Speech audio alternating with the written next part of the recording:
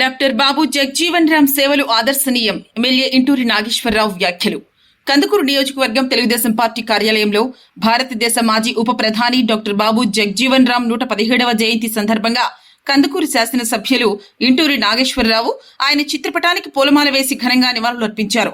ఈ సందర్భంగా ఎమ్మెల్యే మాట్లాడుతూ అట్టడుగు వర్గాల అభివృద్ధి కోసం నిరంతరం పోరాడిన గొప్ప వ్యక్తి డాక్టర్ బాబు జగ్జీవన్ రామ్ అని, దేశానికి ఆయన చేసిన సేవలు ఆదర్శనీయమని కొనియాడారు.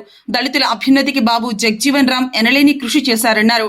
అనంతరం పట్టణంలోని చర్చి సెంటర్ వద్ద డాక్టర్ బాబు జగ్జీవన్ రామ్ విగ్రహానికి పూలమాలలు వేసి కందుకూరు శాసనసభ్యులు ఇంటూరి నాగేశ్వరరావు ఘన నివాళులు అర్పించారు.